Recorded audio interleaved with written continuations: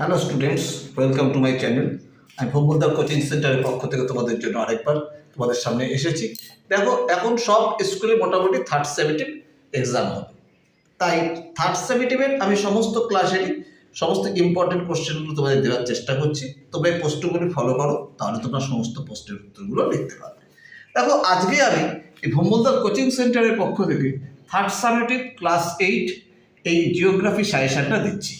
জিওগ্রাফির suggestion এরকম হয় না, পুরো বই খুঁটিয়ে পড়তে হয়। তার মধ্যে 1 নম্বরের প্রশ্নগুলো তো সব পড়বে, বইতে যা আছে ভালো করে খুঁটে খুঁটে পড়বে।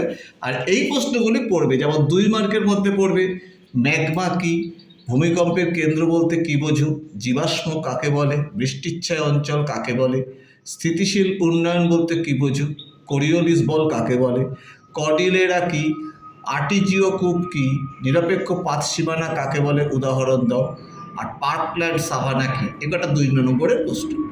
3 নম্বরের প্রশ্নের মধ্যে পড়বে অ্যানাবেটিক ও ক্যাটাবেটিক বায়ু কি, নিরক্ষীয় জলবায়ু অঞ্চলে কি কি উদ্ভিদ দেখা যায়, বহুমুখী নদী পরিকল্পনার উদ্দেশ্য কি, শৈলক্ষে বৃষ্টিপাত বলতে কি বোঝো, ভূমিকম্প তরঙ্গ কীভাবে সৃষ্টি হয়, এগুলি কিভাবে প্রবাহিত হয়, কোন 2 ক্রান্তীয় অঞ্চল কেন কষ্ট অক্ষাংশ নামে পরিচিত, মৃত্যু উপত্যকা কি, ভূমধ্যসাগরীয় অঞ্চলকে ফলের ঝুড়ি বলে কেন, গ্রেট ব্যারিয়ার রিফ কি, কানাডীয় শিল্পাঞ্চল কাষ্ঠশিল্পে উন্নত কেন।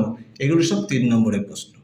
আর 5 নম্বরের প্রশ্নের মধ্যে পড়বে ভূমধ্যসাগরীয় জলবায়ুর বৈশিষ্ট্য লেখো, অস্ট্রেলিয়ার উপকূলের সমূহের বিবরণ দাও, মারেরা লিগ অববাহিকার স্বাভাবিক উদ্ভিদ ও কৃষির বিবরণ দাও, ভারতে কিভাবে পরিবেশের অবনমন ঘটে চলেছে, আগ্নেয়শিলা কাকে বলে, এই শিলার শ্রেণীবিভাগ করো, পারলে চিত্র দেবে, পরিবেশের অবনমনের কারণ লেখো, পৃথিবীর অন্দরমহলের গঠন চিত্রসহ ব্যাখ্যা করো, পৃথিবীর বায়ুচাপ বলয়গুলি চিত্রসহ বিবরণ দাও, ওশেনিয়ার নদ নদীর বিবরণ দাও, নিরক্ষীয় জলবায়ু অঞ্চলের অবস্থান ও বৈশিষ্ট্য লেখো, পরিবেশের অবনমনের নিয়ন্ত্রণের উপায়গুলি লেখো। প্রত্যেকটা ইম্পর্টেন্ট প্রশ্ন, এগুলো সব 5 নম্বরের প্রশ্ন।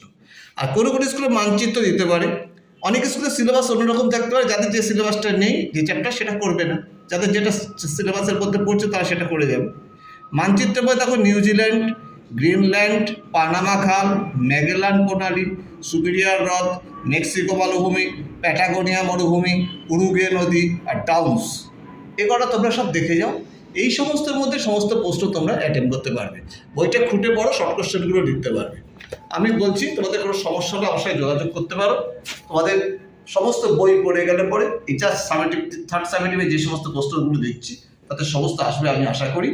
তোমরা ভালো করে পড়ে যাও, তোমাদের জন্য শুভেচ্ছা রইল। আজকে এই পর্যন্ত থাকুক, টাটা, বাই।